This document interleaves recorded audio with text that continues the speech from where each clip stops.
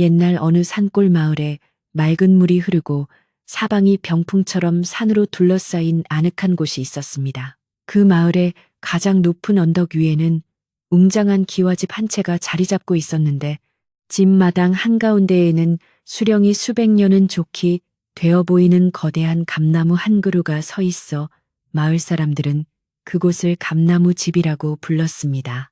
봄이면 하얀 감꽃이 눈처럼 내리고 가을이면 붉은 감이 주렁주렁 매달려 풍요로움을 자랑하던 그 집은 마을 사람들에게는 든든한 버팀목이자 자랑거리였습니다.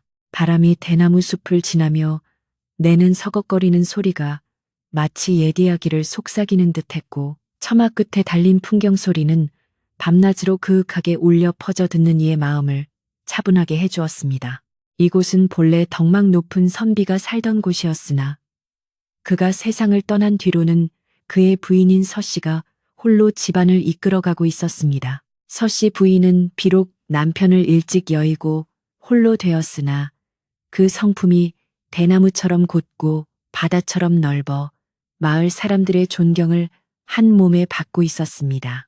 그녀는 항상 흐트러짐 없는 모습으로 집안을 다스렸으며 아무리 더운 여름날이나 추운 겨울날에도 옷매무새를 단정히 하여 주위 사람들에게 본보기가 되었습니다.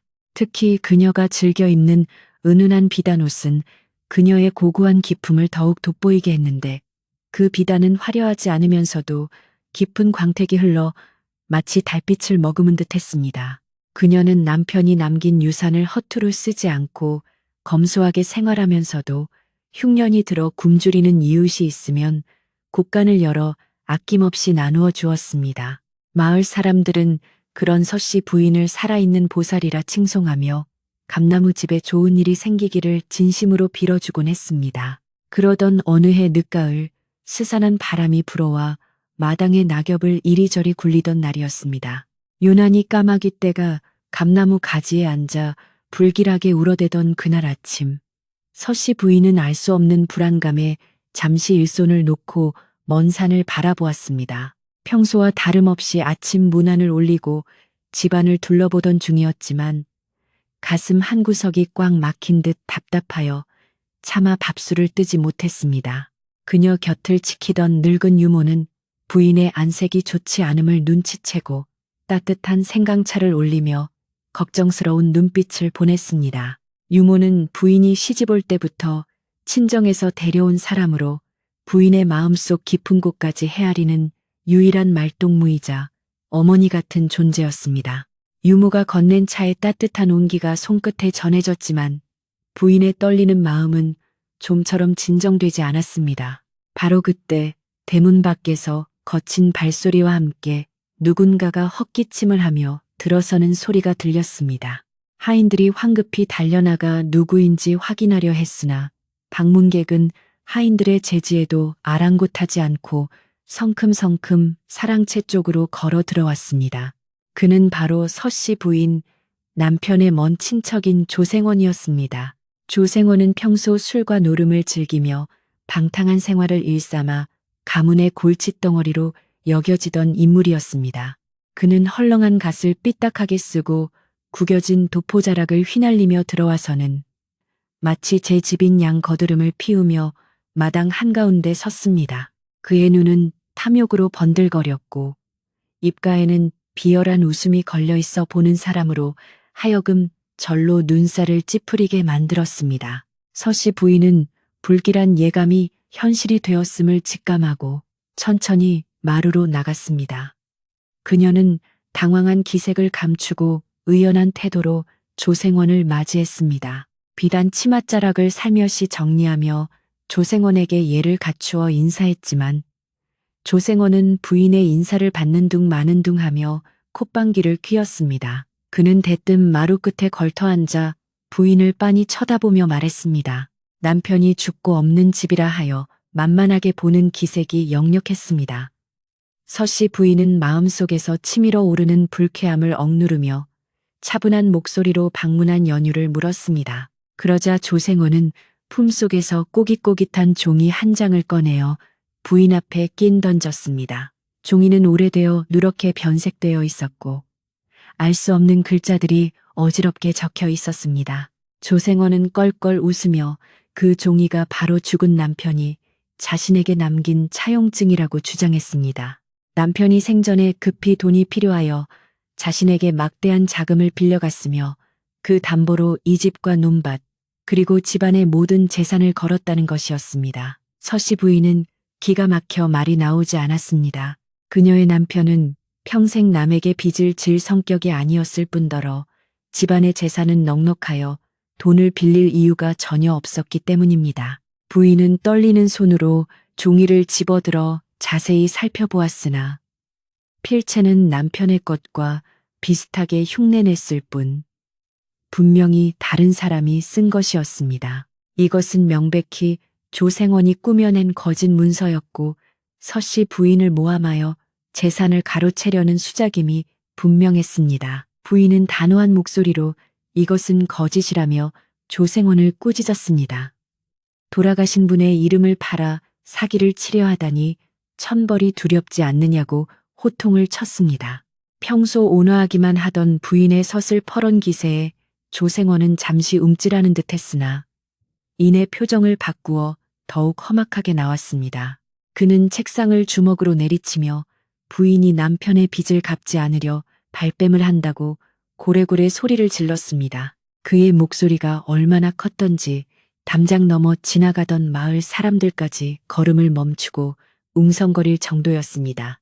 조생원은 여기서 멈추지 않고 서씨 부인이 가문의 보물을 몰래 빼돌려 사리사욕을 채우고 있다는 터무니없는 누명까지 씌우기 시작했습니다. 그가 말하는 보물이란 가문 대대로 내려오는 옥으로 만든 놀이개와 금으로 된 불상이었는데 그것들은 이미 오래전 난리통에 잃어버린 것으로 모두가 알고 있는 사실이었습니다. 그러나 조생원은 부인이 그것들을 숨겨두고 시치미를 떼고 있다며 이는 가문의 규율을 어긴 중죄에 해당한다고 억지를 부렸습니다. 그는 죄를 지은 여인은 양반의 신분이라 할지라도 노비로 강등시켜 죄를 물을 수 있다는 가문의 예법도를 들먹이며 부인을 협박했습니다.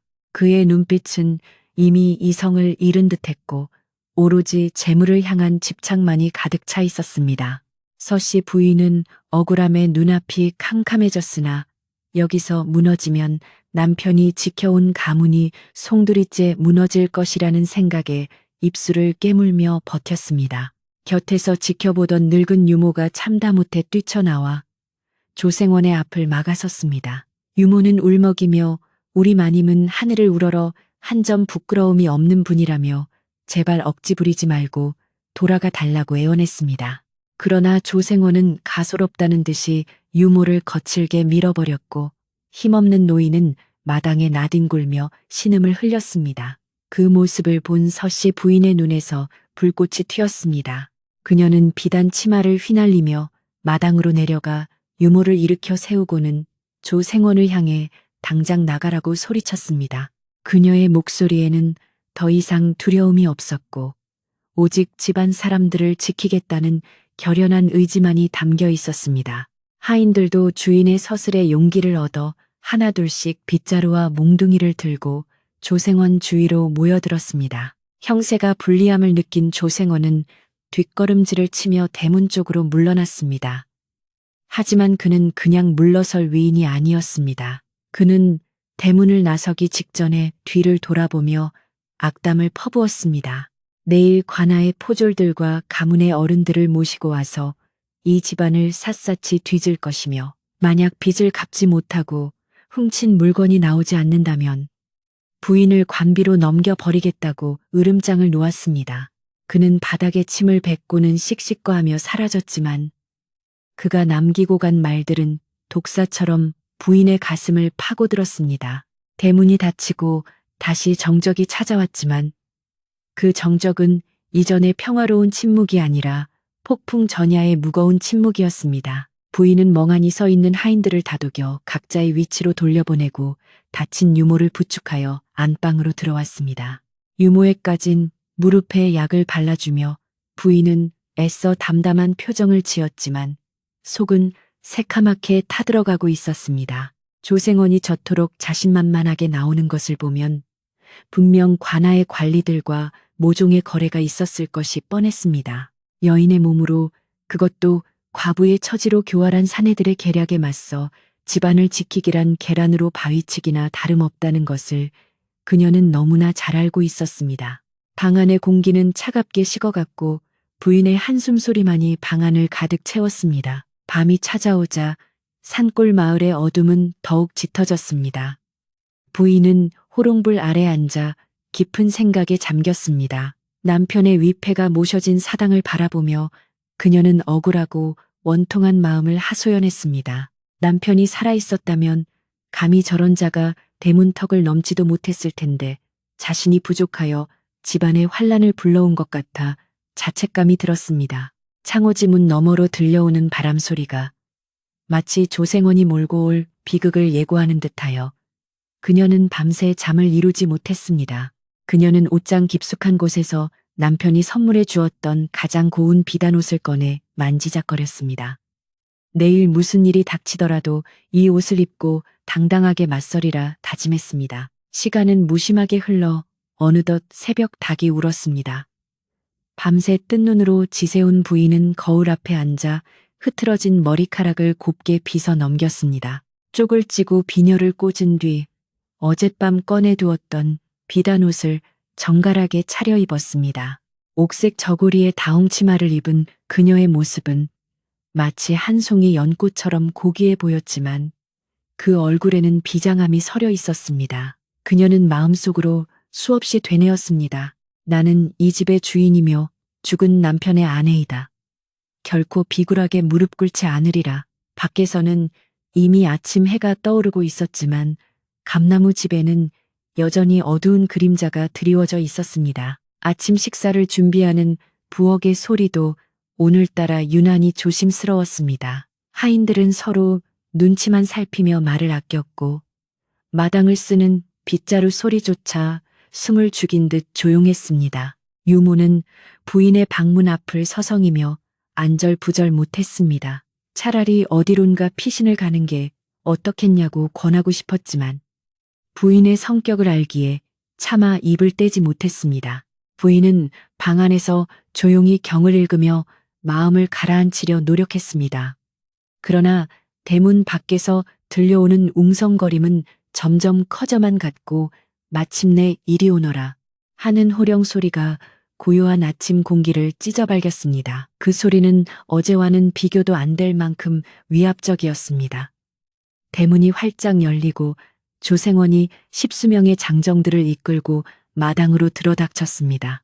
그들 중에는 관아의 복장을 한 포졸들도 섞여 있어 일이 단순히 집안 싸움으로 끝나지 않을 것임을 예고했습니다. 조생원은 어제보다 더 의기양양한 표정으로 마당 한가운데 서서 부인을 불러냈습니다. 그는 손에 밧줄과 붉은색 관인을 찍은 문서를 들고 있었는데 그것은 부인을 죄인으로 몰아갈 거짓 증거들이었습니다. 하인들은 공포에 질려 구석으로 숨어들었고 유모만이 마루 끝을 붙잡고 통곡했습니다. 서씨 부인은 방문을 열고 천천히 마루로 나섰습니다. 아침 햇살이 그녀의 비단옷을 비추자 눈부신 광채가 뿜어져 나왔습니다. 그 고귀한 자태에 난동을 부리던 장정들도 잠시 넋을 잃고 바라볼 정도였습니다. 부인은 흔들림 없는 눈빛으로 조생원을 쏘아보았습니다. 그녀의 눈빛은 너무나 맑고 강렬하여 거짓을 일삼는 자들의 양심을 찌르는 듯했습니다. 조생원은 짐짓 헛기침을 하며 분위기를 장악하려 했으나 부인이 뿜어내는 기품에 눌려 잠시 주춤했습니다. 내 집에서 소란을 피우는 이유가 무엇입니까? 부인의 목소리는 낮지만 힘있게 울려 퍼졌습니다. 조생원은 문서를 흔들며 소리쳤습니다. 이 죄인이 아직도 고개를 빳빳이 들고 있구나. 관아의 판결이 내려졌다. 가문의 재산을 횡령하고 빚을 갚지 않은 죄로 너를 노비로 삼아 그 빚을 대신하게 할 것이다. 그의 말이 떨어지기가 무섭게 포졸들이 마루 위로 뛰어올라 부인의 양팔을 거칠게 붙잡았습니다. 고운 비단 저고리가 거친 손길에 구겨지는 순간 부인은 비명 한 번 지르지 않고 입술을 깨물며 그 치욕을 견뎌냈습니다. 마을 사람들이 소문을 듣고 담장 너머로 하나둘씩 모여들었습니다. 평소 존경하던 서씨 부인이 포승줄에 묶이는 모습을 본 마을 사람들은 경악을 금치 못했습니다. 누군가는 혀를 차고 누군가는 눈물을 흘리며 안타까워했지만 관아의 위세와 조생원의 등등한 기세에 눌려 누구 하나 나서서 말리는 사람은 없었습니다. 부인은 헝클어진 머리카락 사이로 보이는 하늘을 올려다 보았습니다. 구름 한 점 없는 맑은 가을 하늘이 야속하게만 느껴졌습니다.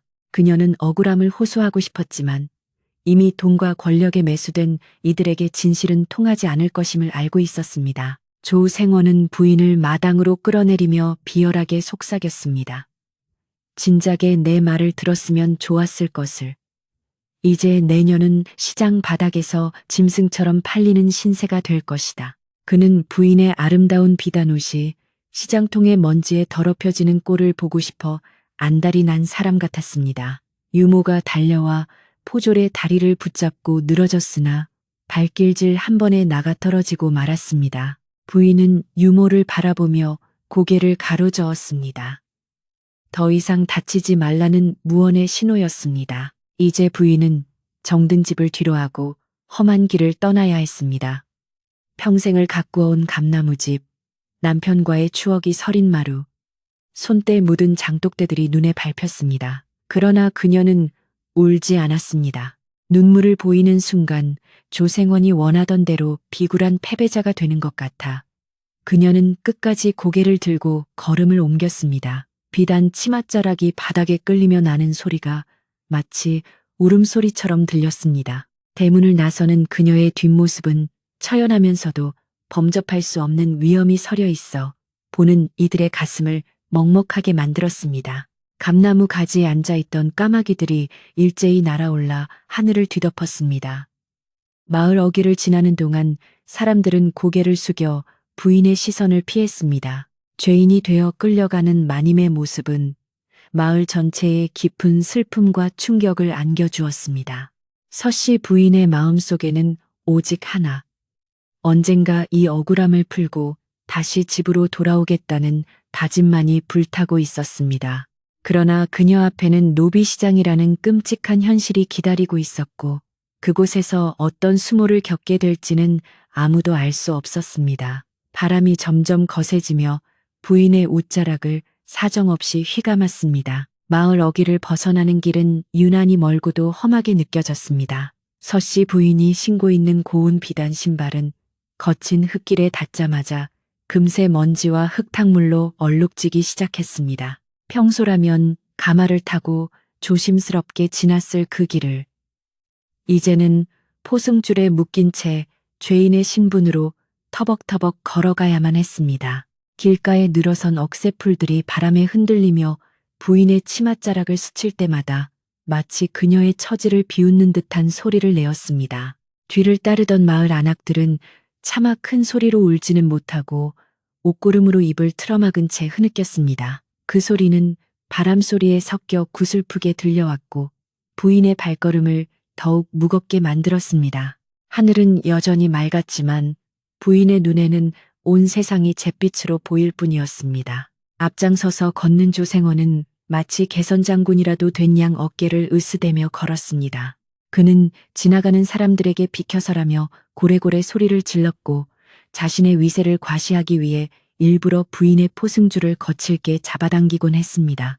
그때마다 부인은 중심을 잃고 비틀거렸지만 이를 악물고 다시 균형을 잡으며 넘어지지 않으려 애썼습니다. 조생원은 그런 부인의 모습을 보며 낄낄거렸고 곁에 있는 포졸들에게 농담을 던지며 상황을 즐기고 있었습니다. 그의 비열한 웃음소리는 산골짜기에 메아리쳐 울렸고 듣는 이들의 주먹을 불끈 쥐게 만들었습니다. 그는 자신이 저지르고 있는 짓이 얼마나 천인공노할 악행인지 전혀 깨닫지 못하는 듯 했습니다. 오로지 눈앞의 이익과 승리감에 도취되어 인간으로서의 도리를 저버린 지 오래였습니다. 마을을 완전히 벗어나기 직전 마을의 가장 큰 어른인 박노인이 지팡이를 짚고 길을 막아섰습니다. 박노인은 평소 마을의 대소사를 관장하며 사람들의 존경을 받는 인물로 구분등과 하얀 수염이 그의 세월을 말해주고 있었습니다. 그는 떨리는 손으로 지팡이를 들어 조생원을 가리키며 호통을 쳤습니다. 이복의 조생원, 자네가 사람이면 어찌 이런 짓을 할 수 있단 말인가? 하늘이 두렵지 않은가? 노인의 목소리는 노쇠하여 갈라졌지만 그 안에 담긴 준엄한 꾸짖음은 서슬퍼런 칼날과도 같았습니다. 행렬은 잠시 멈춰섰고 포졸들도 마을 어른의 등장에 짐짓 당황하여 눈치를 살폈습니다. 그러나 조생원은 눈 하나 깜짝하지 않았습니다.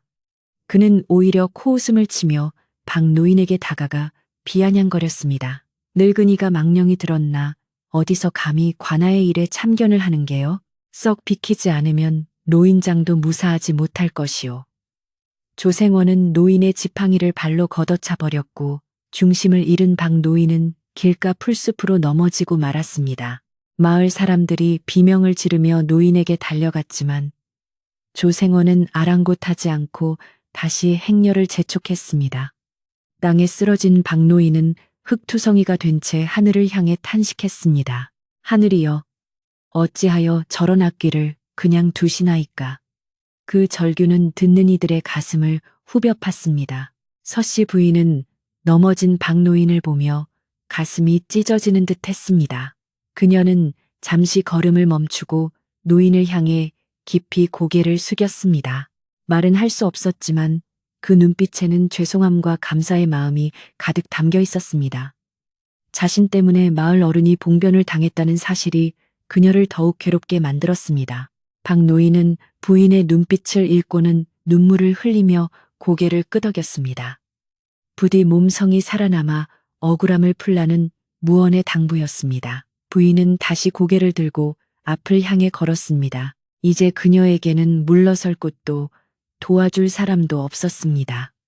오직 자신의 정신력 하나로 이 모진 시련을 견뎌내야만 했습니다. 산길을 넘어가자 이제는 낯선 풍경들이 펼쳐지기 시작했습니다. 큰 장터로 가는 길목에는 오고 가는 장사꾼들과 나그네들이 많았습니다.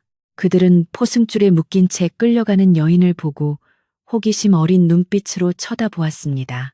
특히 부인이 입고 있는 고급스러운 비단옷과 그녀의 고귀한 자태는 사람들의 이목을 끌기에 충분했습니다. 저 여인은 누구인가?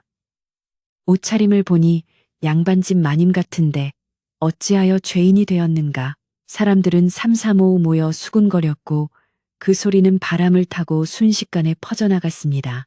서씨 부인에 대한 소문은 그녀가 장터에 도착하기도 전에 이미 꼬리에 꼬리를 물고 번져나가고 있었습니다. 어떤 이들은 부인을 동정하며 혀를 찾고 어떤 이들은 무슨 큰 죄를 지었길래 저런 꼴을 당하느냐며 손가락질을 했습니다.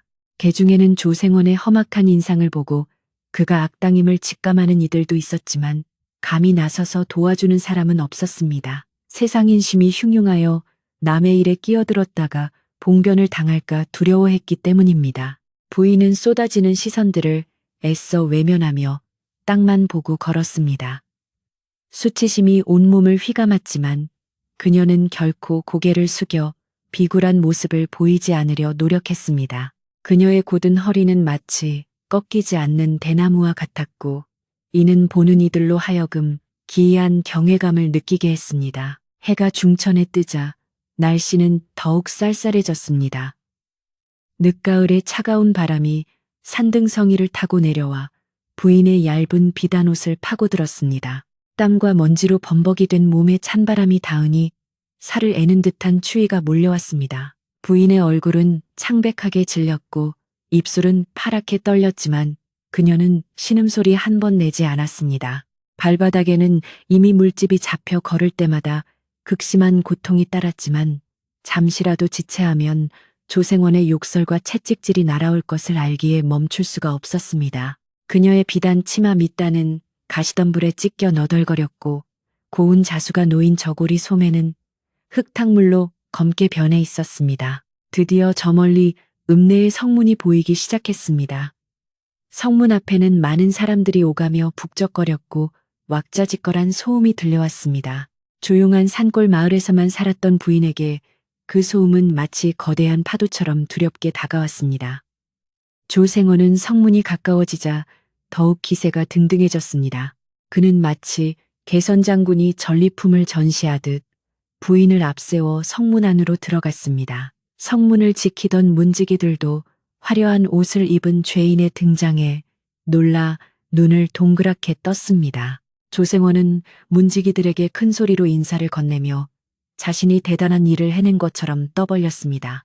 읍내의 장터는 그야말로 아수라장이었습니다. 물건을 파는 상인들의 외침, 흥정하는 손님들의 목소리, 우는 아이들과 지저대는 개들의 소리가 뒤섞여 정신을 차릴 수 없을 지경이었습니다. 그 혼잡한 시장 한복판을 가로지르며 부인은 마치 짐승처럼 끌려갔습니다. 시장 사람들은 하던 일을 멈추고 길을 비켜주며 기이한 행렬을 구경했습니다. 비단 옷을 입은 고운 여인이 험상궂은 사내들에게 끌려가는 모습은 장터의 그 어떤 구경거리보다도 자극적이었습니다. 사람들은 구름처럼 몰려들어 부인의 얼굴을 보려고 기웃거렸고 무례한 말들을 서슴없이 내뱉었습니다. 곱게 자란 마님이 무슨 짓을 했기에 적골이 되었누? 빚을 못 갚아서 팔려가는 거라네. 저 비단옷 좀 봐. 한두 푼이 아닐 텐데. 사람들의 말은 비수가 되어 부인의 가슴에 꽂혔습니다. 그녀는 귀를 막고 싶었지만 묶인 손 때문에 그럴 수도 없었습니다. 그저 눈을 감고 마음속으로 관세음보살을 찾으며 이 지옥 같은 시간이 지나가기를 빌 뿐이었습니다. 조생원은 사람들의 관심이 싫지 않은 듯 일부러 천천히 걸으며 사람들에게 말을 걸었습니다. 이 여자가 겉보기에는 멀쩡해 보여도 속은 구렁이 같은 여자여. 가문의 돈을 훔치고 시치미를 떼다가 천벌을 받는 것이지. 그는 없는 사실까지 지어내며 부인을 모욕했습니다. 조생원의 거짓말은 장터 사람들의 입을 통해 순식간에 사실처럼 굳어졌습니다. 사람들은 고개를 끄덕이며 부인을 비난하기 시작했습니다. 출수, 얼굴은 반반한데 마음씨가 고약하구먼. 역시 사람은 겉만 봐서는 모르는 법이야. 근거 없는 비난들이 쏟아지자 부인은 억울함에 가슴이 터질 것만 같았습니다. 하지만 그녀는 변명하지 않았습니다. 흥분한 군중에게 진실을 말해봤자 비웃음만 살 뿐이라는 것을 알고 있었기 때문입니다. 그녀는 입술을 꽉 깨물어 피가 맺힐 지경이었고 그 붉은 핏방울이 창백한 입술 위로 선명하게 드러났습니다. 행렬은 마침내 노비시장이 열리는 광장에 도착했습니다. 그곳은 장터에서도 가장 지저분하고 험한 곳이었습니다. 퀴퀴한 냄새가 진동하고 삶에 지친 표정의 사람들이 짐짝처럼 앉아 주인을 기다리는 곳이었습니다. 쇠사슬 소리와 탄식 소리가 가득한 그곳에 서씨 부인이 들어서자 주변의 공기가 일순간 변했습니다. 누더기를 걸친 다른 노비들 사이에서 비단옷을 입은 부인의 모습은 너무나 이질적이어서 기괴하기까지 했습니다. 노비 상인들은 눈을 번뜩이며 부인에게 다가왔습니다. 그들은 마치 물건을 감정하듯 부인의 위아래를 훑어보며 입맛을 다셨습니다. 한 노비 상인이 다가와 부인의 비단 소매를 거칠게 만져보았습니다. 옷감은 좋은데 나이가 좀 있구먼. 힘든 일은 못 시키겠어. 그는 부인을 사람 취급도 하지 않고 품평을 늘어놓았습니다.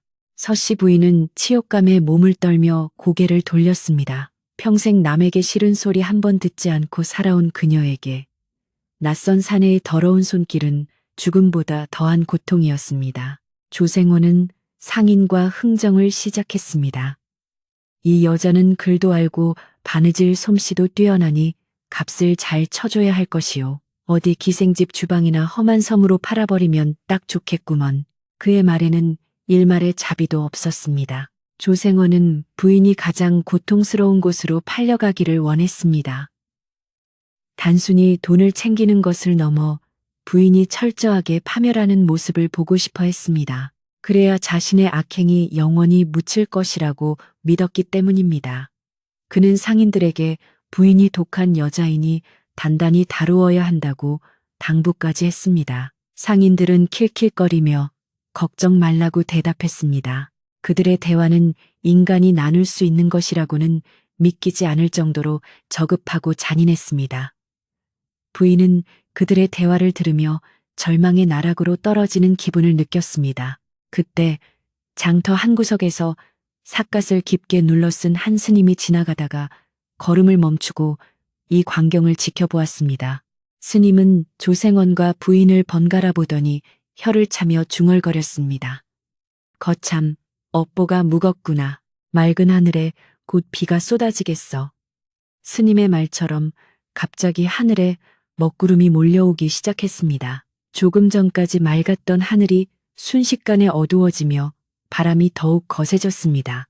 상인들은 날씨가 심상치 않음을 느끼고 서둘러 거래를 마치려 했습니다. 바람에 날린 흙먼지가 눈을 뜰 수 없을 정도로 휘몰아쳤고 장터의 깃발들이 요란하게 펄럭거렸습니다. 조생원은 날씨 탓을 하며 짜증을 냈습니다. 재수 없게 날씨가 왜 이래? 빨리 값을 정하고 끝냅시다. 그는 부인을 경매대 위에 세우라고 지시했습니다. 부인은 비틀거리며 나무로 만든 허름한 단상 위로 올라갔습니다. 수많은 사람들의 시선이 그녀에게 집중되었습니다. 그녀는 마치 도살장에 끌려온 소처럼 만인 앞에 전시되었습니다. 바람이 부인의 헝클어진 머리카락을 흩날리게 했고 찢어진 비단 치마가 바람에 펄럭이며 처연한 아름다움을 자아냈습니다. 그 모습은 슬프도록 아름다워 구경꾼들조차 잠시 숨을 죽이고 바라보았습니다. 그때 군중 속에서 누군가가 소리쳤습니다. 저리 고운 마님을 노비로 판다니 말세로다 말세야. 그 외침은 사람들의 마음을 움직였습니다. 웅성거림은 점점 커졌고 사람들은 조생원을 향해 수군거리기 시작했습니다. 저 자가 억지를 부리는 것 아니냐? 관아와 짜고 치는 고스톱이라던데. 하지만 여전히 나서서 제지하는 사람은 없었습니다. 부인은 흐릿해지는 시야 속에서 군중을 바라보았습니다. 수많은 얼굴들이 보였지만 그녀를 구해줄 얼굴은 어디에도 없었습니다. 그녀는 마음속으로 마지막 기도를 올렸습니다. 조상님들, 부디 이 못난 며느리를 굽어 살피소서. 어둠이 짙게 깔리기 시작한 장터에는 횃불이 하나둘 켜졌습니다. 붉은 불빛이 부인의 얼굴을 비추자 그녀의 창백한 얼굴에 드리운 그림자가 더욱 깊어졌습니다. 이제 곧 경매가 시작될 참이었습니다. 조생원은 득이양양한 표정으로 단상 옆에 서서 사람들의 호가를 기다렸습니다.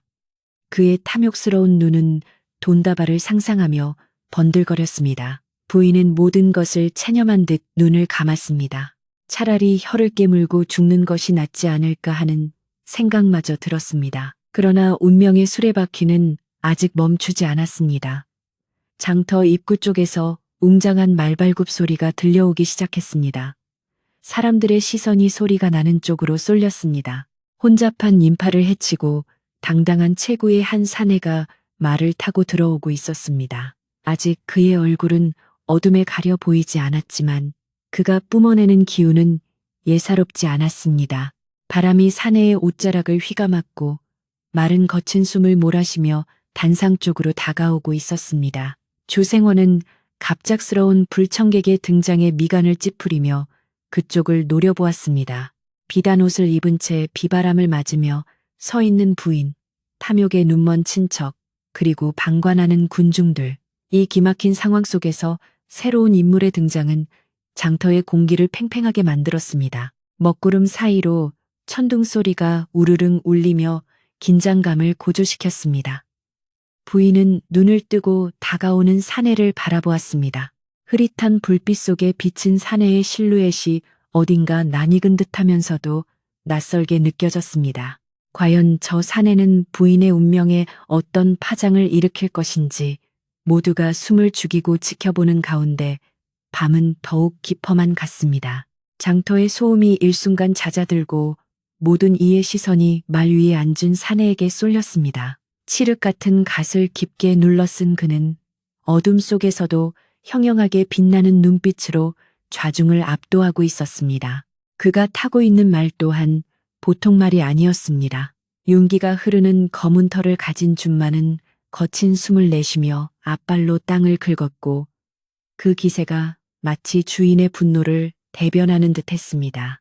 사내는 고삐를 쥔 손에 힘을 주며 천천히 주위를 둘러보았습니다. 그의 시선이 머무는 곳마다 사람들은 저도 모르게 뒷걸음질을 쳤고 왁자지껄하던 경매장은 찬물을 끼얹은 듯 고요해졌습니다. 오직 바람 소리와 횃불이 타닥거리는 소리만이 그 정막을 채우고 있었습니다. 조생원은 이 낯선 방해자의 등장이 몹시 불쾌했습니다. 다 된 밥에 재를 뿌리려는 듯한 사내의 태도가 마음에 들지 않았을 뿐더러 그가 풍기는 위압감에 본능적인 두려움을 느꼈기 때문입니다. 하지만 조생원은 짐짓 태연한 척하며 헛기침을 크게 내뱉었습니다.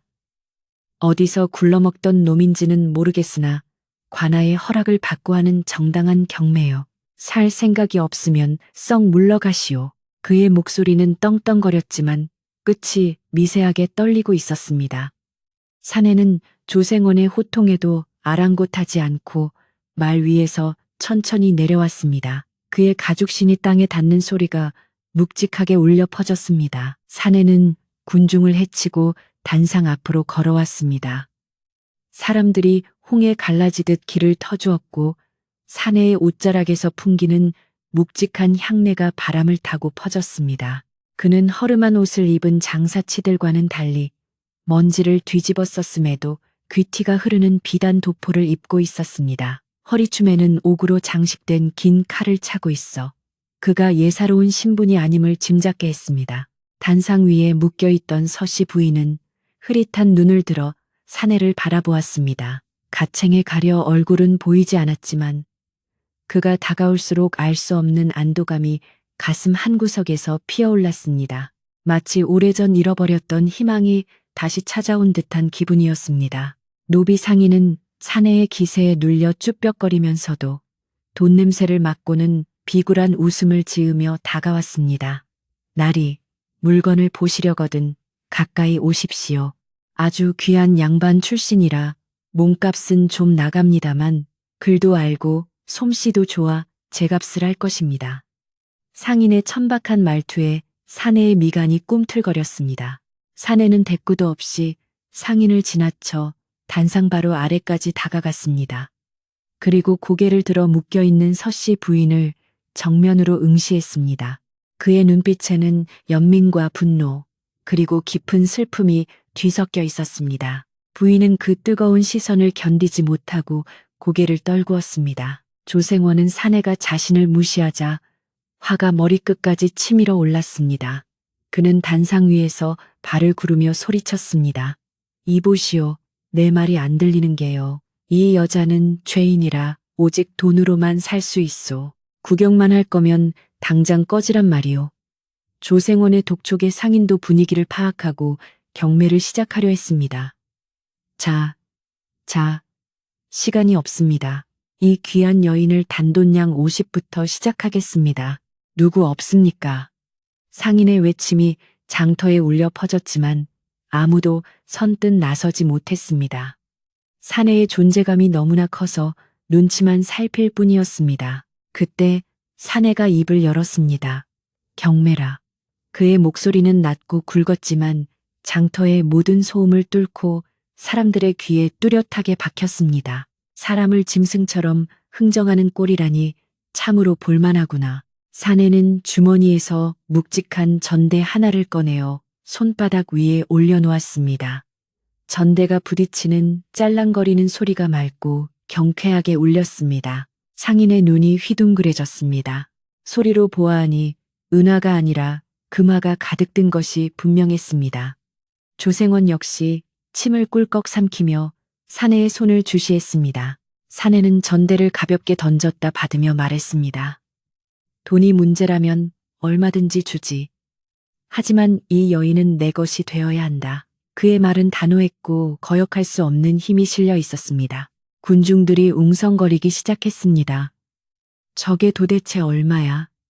금화가 가득 찼다면 집 몇 채 값은 될 텐데. 사람들은 사내의 재력에 놀라고 그 대담함에 또 한 번 놀랐습니다. 조생원은 돈 욕심이 나면서도 한편으로는 부인을 헐값에 팔아치워 고생시키려던 계획이 틀어질까봐 전전긍긍했습니다. 그는 머리를 굴리며 딴지를 걸기 시작했습니다. 돈이 많다고 다가 아니오. 이 여자는 죄질이 나빠. 관아에서도 엄히 다스리라 했소. 신원이 불분명한 자에게는 팔 수 없단 말이오. 조생원의 억지 주장에 사람들은 야유를 보냈습니다. 돈을 주겠다는데 무슨 말이 많소? 그냥 팔고 끝내지 왜 저러는 거야? 군중의 여론이 사내 쪽으로 기울자 조생원은 당황하여 얼굴이 불그락푸르락해졌습니다. 사내는 코웃음을 치며 조생원을 쏘아보았습니다. 신원이라 내 신원이 궁금한가? 내 돈은 믿을 수 없어도 내 칼은 믿을 수 있을 텐데. 사내의 손이 허리춤에 칼자루로 향하자 조생원은 기겁하며 뒤로 물러났습니다. 상인은 이 기회를 놓칠세라 얼른 끼어들었습니다. 아이고, 나리. 파시다마다요. 돈만 주시면 당장이라도 데려가실 수 있습니다. 상인은 조생원의 눈치를 보지 않고 사내에게 굽신거렸습니다. 사내는 전대를 상인에게 던져주었습니다. 전대는 묵직한 소리를 내며 상인의 품에 안겼습니다. 상인은 허겁지겁 전대를 열어보더니 입이 귀에 걸렸습니다. 그 안에는 상인이 평생 만져보지도 못한 엄청난 액수의 금덩이들이 들어있었습니다. 아이고, 감사합니다. 감사합니다. 이 여자는 이제 나리 것입니다. 상인은 춤이라도 출 듯이 기뻐했습니다. 서씨 부인은 이 모든 상황이 꿈만 같았습니다. 낯선 사내가 거금을 내고 자신을 샀다는 사실이 믿기지 않았습니다. 그녀는 두려움과 호기심이 뒤섞인 눈으로 사내를 바라보았습니다. 사내는 천천히 단상 위로 올라왔습니다. 그의 발소리가 가까워질수록 부인의 심장은 걷잡을 수 없이 뛰었습니다. 사내는 부인 앞에 서서 잠시 말없이 내려다보았습니다. 그리고 거칠게 묶여있던 포승줄을 향해 손을 뻗었습니다. 그의 손길은 밧줄을 끊어낼 듯 강했지만 부인의 살깔에 닿는 손길은 깃털처럼 조심스럽고 부드러웠습니다. 사내는 품에서 작은 단검을 꺼내 밧줄을 단숨에 끊어버렸습니다. 투박한 밧줄이 바닥으로 떨어지자 부인은 비틀거리며 중심을 잃었습니다. 오랫동안 묶여 있어 다리에 힘이 풀린 탓이었습니다. 사내는 재빨리 부인의 팔을 잡아 부축했습니다. 그 단단하고 따뜻한 손길에 부인은 왈칵 눈물이 쏟아질 뻔했습니다. 늦어서 죄송합니다, 마님. 사내의 입에서 흘러나온 그 한마디는 부인의 가슴을 강하게 때렸습니다. 마님이라니, 죄인이 된 자신을 여전히 마님으로 대우해주는 이 낯선 사내의 정체가 더욱 궁금해졌습니다. 조생원은 닭 쫓던 개 지붕 쳐다보는 꼴이 되어 분통을 터뜨렸습니다. 이보시오, 거래가 끝났다고 내 허락도 없이 밧줄을 풀다니. 아직 서류 절차가 남았소. 그는 끝까지 부인을 괴롭히기 위해 꼬투리를 잡으려 했습니다. 하지만 사내는 조생원을 완전히 무시한 채 자신의 겉옷을 벗어 부인의 어깨에 덮어주었습니다.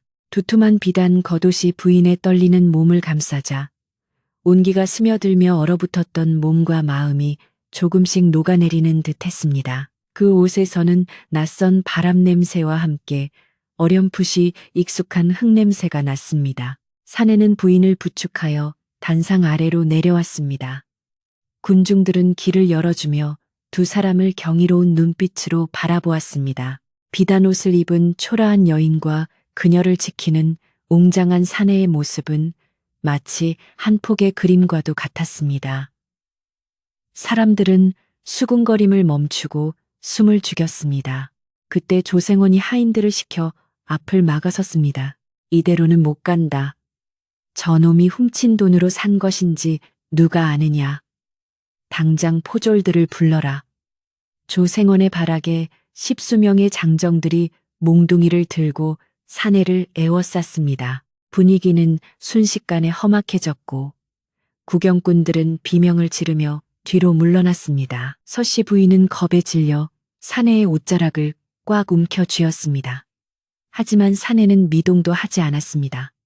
그는 오히려 여유로운 표정으로 둘러선 장정들을 훑어보았습니다. 썩 꺼지거라. 내 칼에 피를 묻히고 싶지 않다.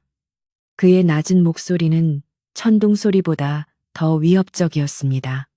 장정들은 주춤거리며 서로의 눈치만 살폈습니다. 누구 하나 먼저 덤벼들 용기가 나지 않았기 때문입니다. 사내에게서 뿜어져 나오는 살기는 산전수전을 다 겪은 무사의 그것과 같았습니다.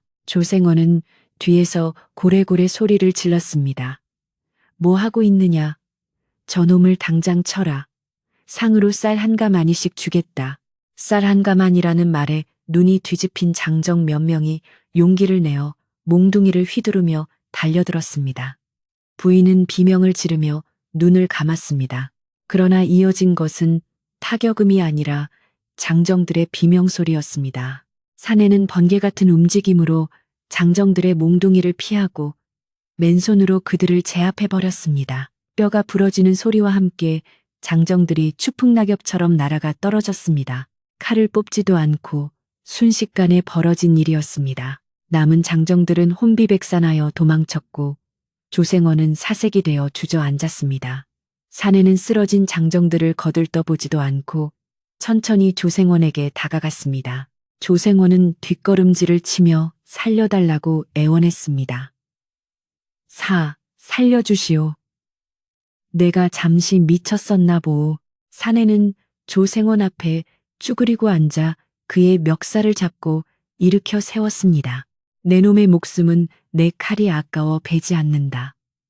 하지만 죗값은 반드시 치르게 될 것이다. 사내는 조생원을 쓰레기처럼 바닥에 내동댕이 쳤습니다. 군중 속에서 환호성이 터져 나왔습니다. 억울하게 끌려온 마님을 구해주고 악당을 응징하는 사내의 모습에 사람들은 통쾌함을 느꼈습니다. 잘한다. 저런 놈은 혼줄이 나야 해. 저 사내 보통 내기가 아니구먼. 여기저기서 박수 소리가 터져 나왔고 장터의 분위기는 축제처럼 달아올랐습니다. 부인은 멍하니 사내를 바라보았습니다. 이토록 강인하고 정의로운 사내가 왜 자신을 돕는지 도무지 알 수가 없었습니다. 사내는 다시 부인에게 돌아와 공손하게 고개를 숙였습니다. 놀라게 해드려 송구합니다. 이제 안전하니 걱정 마십시오. 그의 태도는 방금 전에 무시무시한 모습과는 딴판으로 정중했습니다. 부인은 떨리는 목소리로 물었습니다.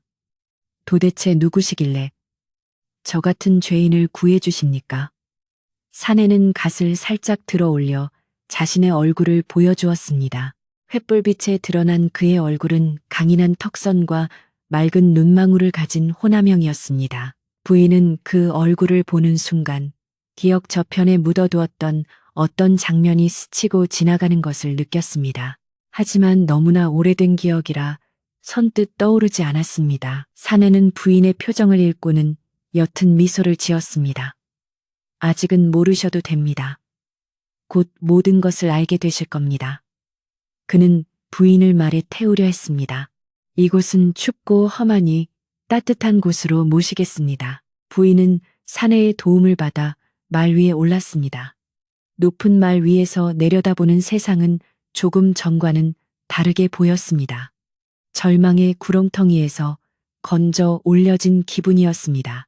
사내는 말의 고삐를 잡고 앞장서서 걸었습니다. 두 사람은 환호하는 군중을 뒤로하고 장터를 빠져나갔습니다. 조생원은 흙바닥에 엎드려 분함에 치를 떨며 그들의 뒷모습을 노려보았습니다. 그는 이대로 물러설 생각이 없었습니다. 관아에 가서 사내가 난동을 부리고 죄인을 탈취해 갔다고 고발할 작정이었습니다. 그의 눈에는 도끼가 서려 있었고 이는 앞으로 닥칠 또 다른 시련을 예고하는 듯했습니다. 하지만 지금 이 순간만큼은 부인은 든든한 보호자와 함께 있다는 사실에 안도하며 긴 숨을 내쉬었습니다. 밤하늘의 먹구름이 서서히 걷히고 달빛이 비치기 시작했습니다. 달빛을 받은 두 사람의 그림자가 길게 늘어졌습니다. 사내는 묵묵히 고삐를 잡고 걸었고 부인은 말 위에서 사내의 넓은 등판을 바라보며 깊은 생각에 잠겼습니다. 저 등 어디선가 본 적이 있어. 10년이라는 세월의 강을 건너 희미한 기억의 조각들이 서서히 맞춰지기 시작했습니다. 바람은 여전히 차가웠지만 부인의 마음에는 작은 난로가 켜진 듯 온기가 돌았습니다. 마을로 돌아가는 길은 멀었지만 이제는 외롭지 않았습니다. 사내의 발걸음은 힘찼고 말발굽 소리는 리듬을 타며 정적을 깨뜨렸습니다. 멀리서 산짐승 울음소리가 들려왔지만 더 이상 무섭지 않았습니다. 부인은 겉옷 깃을 여미며 사내에게 조심스럽게 물었습니다. 어디로 가는 것입니까? 사내는 뒤를 돌아보지 않고 대답했습니다. 마땅히 계셔야 할 곳, 감나무집으로 모셔다 드릴 겁니다. 그 말 한마디에 부인은 눈시울이 붉어졌습니다. 모두가 등 돌린 자신을 다시 그 집으로 데려다 주겠다는 말은 그 어떤 약속보다도 든든하고 고마운 말이었습니다. 어둠 속을 뚫고 나아가는 두 사람의 앞길에 반딧불이 한 마리가 날아와 길을 밝혀주었습니다.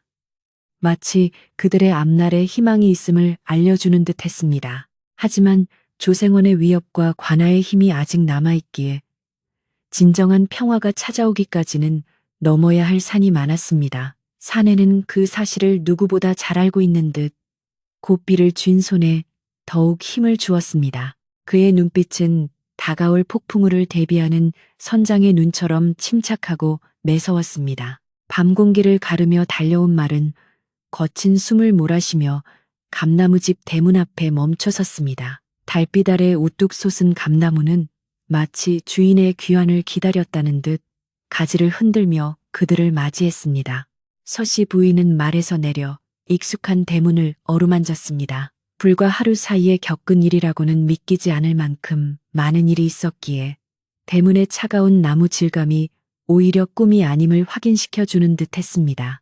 사내는 말에서 내려 공손히 부인의 뒤를 지켰고 집안에 숨죽이고 있던 하인들은 말발굽 소리에 놀라 조심스럽게 대문 틈으로 밖을 내다보았습니다. 주인이 무사히 돌아온 것을 확인한 유모가 버선발로 뛰어나오며 통곡했습니다. 마님, 살아 돌아오셨군요. 유모의 울음소리에 다른 하인들도 안도의 한숨을 내쉬며 마당으로 모여들었습니다. 그러나 재회의 기쁨도 잠시 마을 어귀에서부터 요란한 횃불의 행렬이 감나무집을 향해 다가오고 있었습니다. 붉은 불빛이 뱀처럼 구불거리며 어둠을 뚫고 다가오는 모습은 마치 지옥의 사자들이 몰려오는 듯한 공포를 자아냈습니다. 조생원은 읍내 관아의 포졸들뿐만 아니라 사병들까지 이끌고 기세등등하게 달려오고 있었습니다. 그는 장터에서 당한 수모를 갚고야 말겠다는 도끼로 가득 차 있었으며 고래고래 소리를 지르며 부인과 사내를 당장 체포하라고 닥달했습니다. 마을 사람들도 횃불 소리에 놀라 잠에서 깨어났고 무슨 사단이 났나 싶어 겁에 질린 얼굴로 담장 너머를 기웃거렸습니다. 평온하던 산골 마을은 다시금 긴장감에 휩싸였고 감나무 집 마당에는 무거운 침묵이 감돌았습니다. 사내는 당황하는 하인들을 진정시키고 부인을 안 채 마루에 앉혔습니다. 그리고는 천천히 대문 밖으로 걸어나가 몰려오는 무리 앞을 막아섰습니다. 그의 뒷모습은 태산처럼 든든해 보였지만 수십 명의 무장한 장정들을 홀로 상대해야 하는 상황은 누가 봐도 위태로워 보였습니다. 조생원은 대문 앞에 버티고 선 사내를 보자마자 손가락질을 하며 길길이 날뛰었습니다. 저놈이다. 저놈이 관아의 죄인을 탈취하고 양반을 능욕한 놈이다. 당장 포박하라. 포졸들이 창을 겨누며 사내를 포위했고 횃불의 열기가 사내의 얼굴을 뜨겁게 달구었습니다. 그러나 사내는 눈 하나 깜짝하지 않고 그들을 내려다 보았습니다. 그의 눈빛은 횃불보다 더 강렬하게 타오르고 있었습니다. 관아에서 나온 형방이 앞으로 나서며 위험 있는 목소리로 물었습니다. 너는 누구이기에 관아의 법 집행을 방해하고 죄인을 빼돌렸느냐? 내 놈의 죄가 결코 가볍지 않음을 알라. 형방은 사내의 옷차림이 예사롭지 않음을 눈치채고 함부로 하대하지는 않았으나 공무를 집행하는 관리로서의 위엄을 갖추려 노력했습니다. 사내는 품 안에서 작은 옥패를 하나 꺼내어 형방의 눈앞에 들어 보였습니다. 달빛과 횃불 빛을 받아 영롱하게 빛나는 옥패를 본 형방의 눈이 휘둥그레졌습니다. 그것은 단순한 장신구가 아니라 한양의 고위 관료나 왕실과 연관된 거상들만이 지닐 수 있는 신분의 증표였기 때문입니다. 형방은 황급히 무릎을 꿇고 예를 갖추었습니다. 소인이 귀한 분을 몰라 뵙고 무례를 범했습니다. 형방의 갑작스러운 태도 변화에 조생원은 어리둥절하여 펄쩍 뛰었습니다. 아니, 이보시오, 형방. 저놈은 그저 돈 좀 있는 장사치일 뿐이요. 어찌하여 죄인 앞에서 무릎을 꿇는단 말이오. 조생원은 상황을 받아들이지 못하고 형방의 팔을 잡아 끌며 난동을 부렸습니다. 그러나 형방은 조생원의 손을 뿌리치며 싸늘하게 말했습니다. 닥치시오. 이분은 한양 상단의 대행수이자 조정의 물품을 관리하는 별감 어른이시다. 내 놈 따위가 함부로 입을 놀릴 상대가 아니다. 형방의 말에 조생원의 얼굴은 사색이 되었습니다. 대행수라면 재력은 물론이고 권세 또한 하늘을 찌르는 자리였기에 시골의 몰락한 양반인 자신이 감당할 수 있는 상대가 아니었습니다. 사내는 천천히 갓을 벗어 옆에 있던 하인에게 건네고 조생원과 마을 사람들 앞에서 자신의 얼굴을 온전히 드러냈습니다. 그리고는 마루에 앉아있는 서씨 부인을 향해 깊이 고개를 숙이며 말했습니다.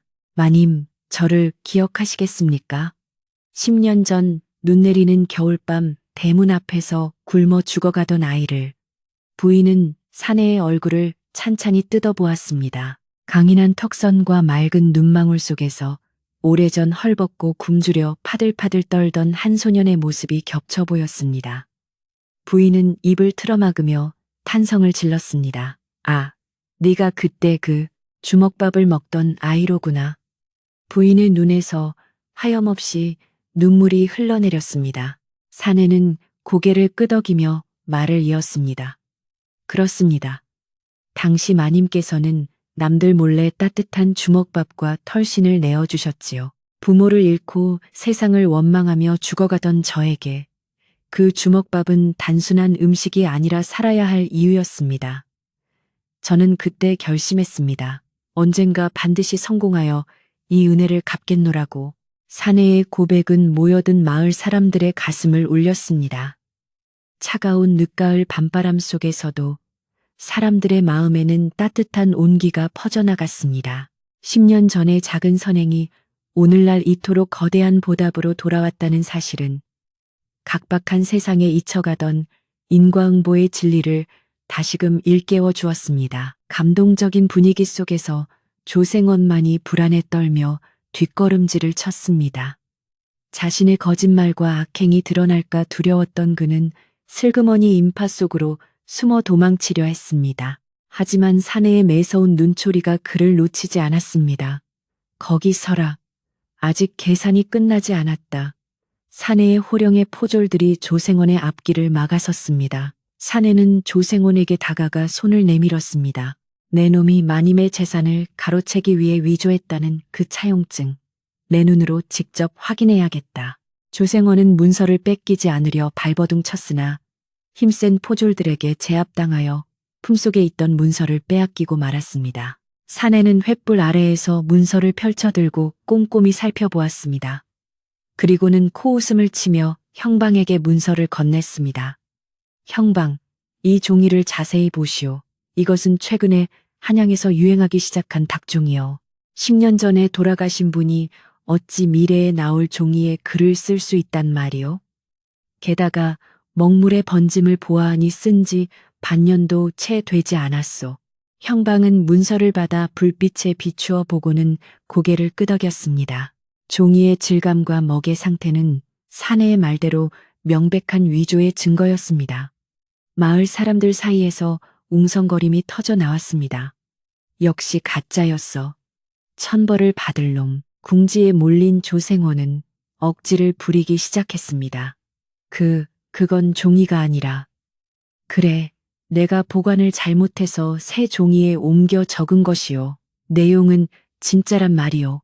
그러나 그의 변명은 누구에게도 통하지 않았습니다. 사내는 더욱 싸늘한 목소리로 말했습니다. 내용이 진짜라고? 그렇다면 마님께서 훔쳤다는 가문의 보물은 어찌 된 일이냐? 내가 알기로 그 금불상은 이미 오래전 난리통에 소실되었다고 들었다. 잊지도 않은 물건을 훔쳤다며 죄 없는 사람을 노비로 팔아넘기려 한 죄. 이는 국법으로도 엄히 다스리는 중죄다. 사내의 논리 정연한 추궁에 조생원은 더 이상 할 말을 찾지 못하고 바닥에 주저앉았습니다. 형방은 포졸들에게 명령하여 조생원을 포박했습니다. 이 자를 당장 하옥하라. 남의 재산을 탐하고 양반을 모욕한 죄, 공문서를 위조하고 관할을 기만한 죄를 물어 엄벌에 처할 것이다. 포승줄에 묶인 조생원은 살려달라고 비명을 질렀지만 누구도 그를 동정하지 않았습니다. 오히려 마을 사람들은 그에게 돌을 던지며 욕설을 퍼부었습니다. 우리 마님을 괴롭히더니 꼴 좋다. 평생 감옥에서 썩어라. 조생원은 짐승처럼 끌려가며 어둠 속으로 사라졌습니다. 그의 탐욕이 불러온 비참한 최후였습니다. 모든 오해가 풀리고 악인이 사라지자 감나무 집 마당에는 다시 평화가 찾아왔습니다. 형방은 사내와 서씨 부인에게 정중히 사과하고 포졸들을 이끌고 물러갔습니다. 횃불이 하나둘 사라지고 다시 은은한 달빛만이 마당을 비추었습니다. 사내는 부인 앞에 다시 무릎을 꿇고 말했습니다. 마님, 이제야 빚을 갚았습니다. 늦게 와서 험한 꼴을 보게 해드려 송구할 따름입니다. 부인은 사내의 손을 잡고 일으켜 세웠습니다. 아니다. 네가 아니었으면 나는 꼼짝없이 죽은 목숨이었다. 이 은혜를 어찌 다 갚을꼬. 부인의 목소리는 떨리고 있었지만 그 안에는 깊은 안도와 감사가 담겨 있었습니다. 마을 사람들도 하나둘 마당으로 들어와 부인에게 사죄했습니다. 마님, 저희가 어리석어 조생원의 말만 믿고 마님을 돕지 못했습니다. 죽을 죄를 지었습니다. 박노인은 지팡이를 짚고 나와 눈물을 흘리며 부인의 무사 귀환을 축하했습니다. 부인은 따뜻한 미소로 마을 사람들을 다독였습니다. 오해는 풀렸으니 되었습니다. 모두가 무사하니 그것으로 족합니다. 그녀의 넓은 아량의 마을 사람들은 고개를 숙이며 감복했습니다. 흉흉했던 민심은 봄눈 녹듯 사라지고 다시 예전의 따뜻한 인심이 되살아나기 시작했습니다. 유모는 서둘러 부엌으로 달려가 아궁이에 불을 지폈습니다. 차갑게 식어있던 집에 온기가 돌기 시작했고 굴뚝에서는 하얀 연기가 피어올랐습니다. 유모는 정성스럽게 밥을 짓고 국을 끓여 부인과 사내에게 대접할 준비를 했습니다. 하인들도 바쁘게 움직이며 마당을 쓸고 엉망이 된 살림살이를 정리했습니다. 빗자루질 소리와 그릇 부딪히는 소리가 경쾌하게 울려 퍼지며 감나무 집은 다시 생기를 되찾았습니다. 마치 죽어있던 집이 긴 잠에서 깨어나 숨을 쉬는 듯 했습니다. 부인과 사내는 대청마루에 마주 앉아 밥상을 받았습니다. 소박하지만 정성이 가득 담긴 밥상이었습니다. 김이 모락모락 나는 하얀 쌀밥과 따뜻한 된장국, 그리고 정갈한 나물 반찬들이 차려졌습니다. 사내는 숟가락을 들며 말했습니다. 10년 전 마님께서 주신 주먹밥 맛을 평생 잊지 못했습니다. 세상 어떤 사내 진미도 그 주먹밥보다 맛있지는 않았습니다. 부인은 밥 위에 반찬을 올려주며 답했습니다. 많이 들게. 이제는 쫓기지 말고 편안하게 먹게나.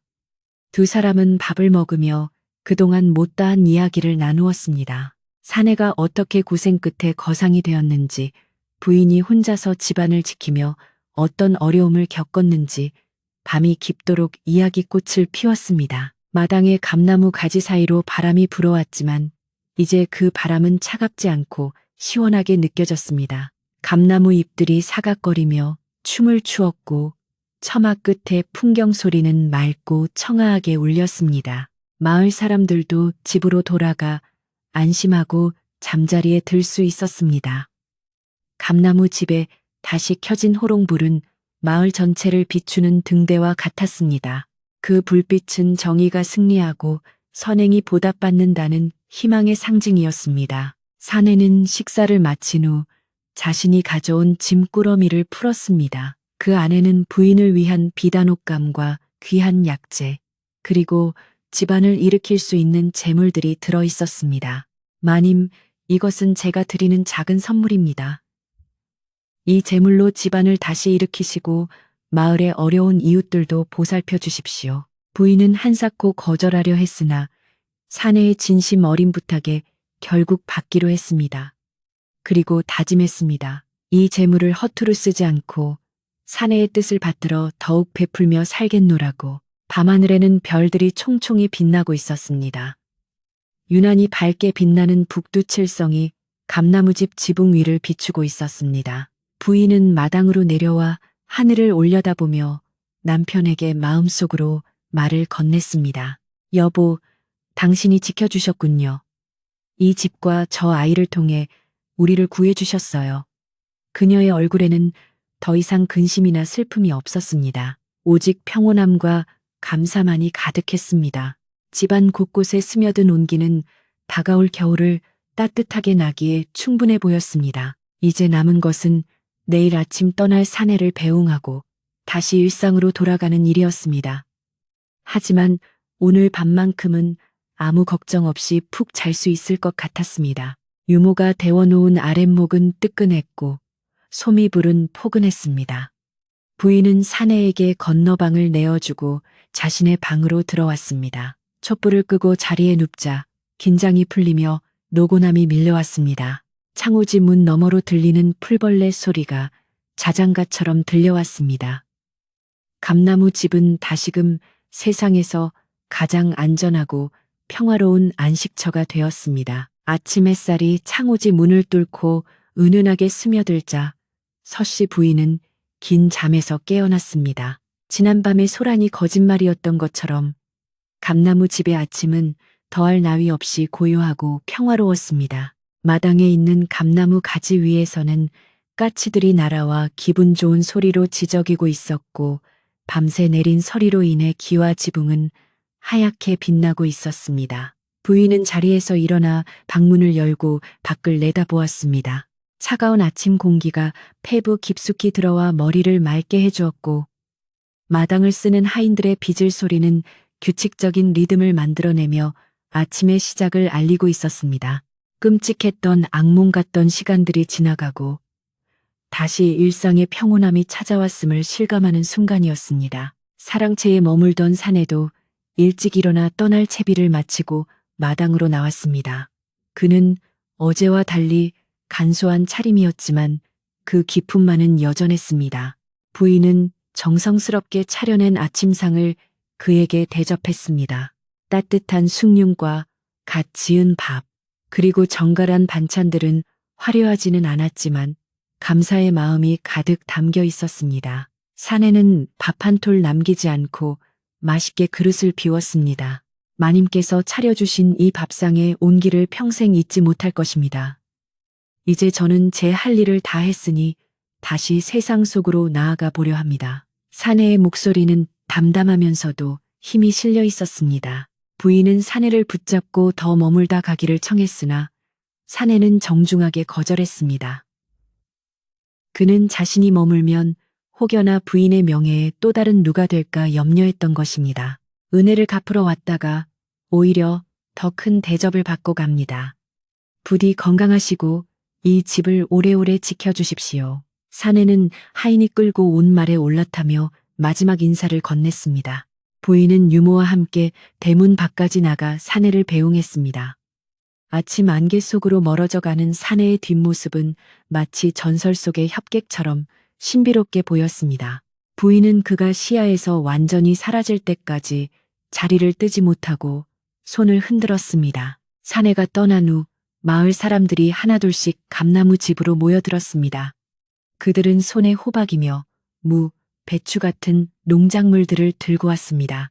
어제 자신들이 부인을 지켜주지 못하고 방관했던 것에 대한 미안함을 그렇게라도 표현하고 싶었던 것입니다. 박노인은 지팡이를 짚고 나와 부인에게 깊이 허리를 숙였습니다. 마님, 우리 늙은이들이 힘이 없어 마님을 욕되게 했구려. 면목이 없어. 박노인의 사과에 다른 마을 사람들도 고개를 숙이며 용서를 구했습니다. 분위기는 숙연해졌지만 그 안에는 서로를 향한 따뜻한 정이 흐르고 있었습니다. 서씨 부인은 환한 미소로 마을 사람들을 맞이했습니다. 지난 일은 모두 잊으십시오. 조생원의 간계에 속았을 뿐 여러분의 잘못이 아닙니다. 이렇게 다시 웃으며 뵐 수 있으니 그것으로 되었습니다. 그녀는 하인들에게 일러 곧간 문을 활짝 열게 했습니다. 그리고 마을 사람들을 위해 큰 잔치를 벌이기로 했습니다. 솥뚜껑을 뒤집어 전을 부치고 돼지를 잡고 술을 빚어 마을 사람들과 함께 나누기로 한 것입니다. 감나무 집 마당은 금세 고소한 기름 냄새와 사람들의 웃음소리로 가득 찼습니다. 마을 안악들은 부엌으로 들어가 팔을 걷어붙이고 음식을 만들었습니다. 지글지글 전이 익어가는 소리와 도마질 소리가 흥겹게 어우러졌습니다. 남자들은 무너진 담장을 보수하고 마당에 멍석을 깔며 잔치 준비를 도왔습니다. 어제까지만 해도 서로 눈치를 보며 피하던 사람들이 이제는 한 가족처럼 어울려 땀을 흘렸습니다. 서씨 부인은 마당 한가운데 서서 그 모습을 바라보며 가슴 벅찬 감동을 느꼈습니다. 잃어버릴 뻔했던 집이 그리고 잃어버릴 뻔했던 사람들의 인심이 다시 돌아온 것입니다. 해가 중천에 뜨자 풍성한 잔치상이 차려졌습니다. 멍석 위에 둘러앉은 마을 사람들은 서로 술잔을 기울이며 회포를 풀었습니다. 역시 우리 마님 인심은 따라올 사람이 없어. 감나무 집에 다시 웃음꽃이 피니 우리 마을에도 복이 올 거야. 사람들은 부인의 덕을 칭송하며 즐거워했습니다. 부인도 모처럼 비단 옷을 곱게 차려입고 사람들 사이에 앉아 음식을 권했습니다. 그녀의 얼굴에는 그늘 한 점 없이 밝은 미소만이 가득했습니다. 비단 옷은 더 이상 죄인의 옷이 아니라 고난을 이겨낸 승리자의 옷처럼 빛났습니다. 조생원에 대한 소식도 들려왔습니다. 그는 관아로 끌려가 엄한 문초를 받고 그동안 저지른 비리가 낱낱이 밝혀져 멀리 유배를 가게 되었다고 했습니다. 마을 사람들은 사필귀정이라며 입을 모았습니다. 죄를 지은 자는 벌을 받고 착한 사람은 복을 받는다는 옛말이 하나도 틀리지 않음을 확인한 것입니다. 이제 감나무 집을 위협하는 존재는 아무도 없었습니다. 부인은 마음속 깊은 곳에 남아있던 불안의 찌꺼기마저 털어내고 온전히 평화를 즐길 수 있게 되었습니다. 잔치가 끝나고 사람들이 돌아간 뒤 부인은 홀로 조용히 사당으로 향했습니다. 향을 피우고 남편의 위패 앞에 절을 올리며 그녀는 감사의 기도를 드렸습니다. 여보, 당신이 남겨주신 이 집을 끝까지 지키겠습니다. 그리고 저에게 베풀어 주신 많은 은혜를 세상에 갚으며 살겠습니다. 향연기가 피어오르며 남편의 영혼이 그녀를 위로하는 듯했습니다. 부인은 사당 문을 닫고 나오며 밤하늘을 올려다 보았습니다. 초승달이 감나무 가지에 걸려 있었고 별들은 보석처럼 반짝이고 있었습니다. 계절은 흘러 어느덧 첫눈이 내리는 겨울이 찾아왔습니다. 감나무 집의 널찍한 마당에는 하얀 눈이 소복이 쌓였고 장독대 위에도 하얀 모자가 씌워졌습니다. 부인은 사랑채 아궁이의 장작을 넉넉히 넣으라고 일렀습니다. 추운 겨울 지나가는 나그네들이나 마을의 어려운 이웃들이 언제든 와서 몸을 녹이고 갈 수 있도록 배려한 것입니다. 감나무 집의 굴뚝에서는 하루 종일 따뜻한 연기가 피어올랐고 그 온기는 마을 전체를 훈훈하게 만들었습니다. 부인은 사내가 두고 간 제물로 마을에 서당을 짓고 헐벗은 아이들에게 옷을 지어주었습니다. 그녀는 밤늦도록 등잔불 아래서 바느질을 하며 한 땀 한 땀 정성을 쏟았습니다. 유모가 옆에서 눈이 상한다고 말려도 부인은 웃으며 손을 멈추지 않았습니다. 내가 받은 은혜에 비하면 이것은 아무것도 아니다. 그녀가 지어준 옷을 입고 뛰어노는 아이들을 볼 때마다 부인은 10년 전 주먹밥을 먹던 그 소년의 얼굴을 떠올리며 흐뭇해했습니다. 세월이 흐르면서 감나무 집 서씨 부인의 이야기는 전설처럼 퍼져나갔습니다. 사람들은 그녀를 비단 마님이라 부르며 존경했습니다. 예전에는 비단옷을 입고 끌려갔다는 비웃음의 의미가 담길 뻔했던 그 호칭이 이제는 고귀한 성품과 자애로움을 상징하는 영광스러운 이름이 된 것입니다.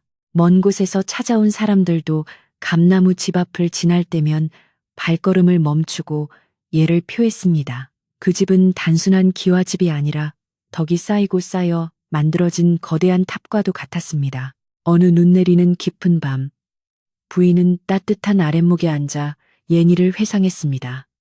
곁에는 이제 머리가 하얗게 센 유모가 꾸벅꾸벅 졸고 있었습니다. 창호지 문 밖으로는 사그락, 사그락 눈 내리는 소리가 들려왔습니다. 바람 소리도 이제는 더 이상 매섭지 않고 마치 옛 이야기를 속삭이는 듯 부드럽게 들렸습니다. 부인은 화로에 밤을 구우며 그 고소한 냄새 속에서 지난날의 아픔과 기쁨을 모두 추억으로 감싸 안았습니다. 문득 대문 밖에서 인기척이 들리는 듯하여 귀를 기울여 보았지만 그것은 바람이 감나무 가지를 흔드는 소리였습니다. 혹시나 그 사내가 다시 찾아오지는 않았을까 하는 기대감도 있었지만 부인은 곧 고개를 저으며 미소 지었습니다. 그가 어디에 있든 잘 지내고 있을 것이라는 믿음이 있었기 때문입니다. 서로 만나지 않아도 마음이 통한다는 것은 바로 이런 것을 두고 하는 말일 것입니다. 부인은 마음속으로 그에게 안부를 전했습니다. 부디 평안하시오. 방 안은 온돌의 열기로 훈훈했습니다. 벽에 걸린 족자 속에 산수화가 촛불에 일렁이며 마치 살아 움직이는 듯 했습니다. 부인은 이불을 펴고 자리에 누웠습니다. 소미불의 포근한 감촉이 온몸을 감싸자 하루의 피로가 눈 녹듯 사라졌습니다. 이제 내일 아침이면 또다시 밝은 해가 떠오르고 하인들의 빚을 소리와 함께 활기찬 하루가 시작될 것입니다.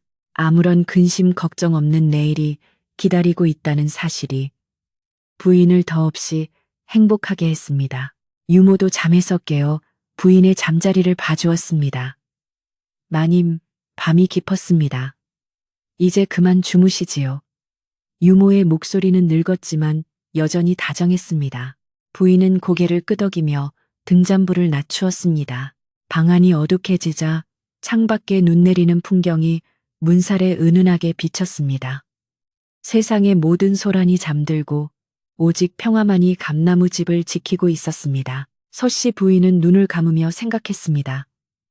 인생은 모진 비바람이 몰아칠 때도 있지만 그 비바람이 지나가면 반드시 맑은 날이 오고야 만다는 것을, 그리고 그 시련을 견뎌낸 사람에게는 더 깊고 단단한 뿌리가 생긴다는 것을 말입니다. 그녀의 숨소리가 편안하게 잦아들었습니다. 바람은 잦아들고 온 세상이 하얀 눈 이불을 덮고 깊은 잠에 빠져들었습니다. 오늘 밤 비단 마님의 따뜻한 아랫목처럼 여러분의 잠자리도 포근하기를 바랍니다. 모진 바람을 이겨내고 지켜낸 저 기와집처럼 여러분의 마음 속에도 든든한 평화가 깃들기를 기원합니다. 감나무 가지 끝에 매달린 마지막 감 하나가 달빛을 받아 붉게 빛나는 밤입니다. 이제 모든 걱정을 내려놓고 편안히 눈을 감으세요. 아주 깊고 편안한 밤 되시길 바랍니다.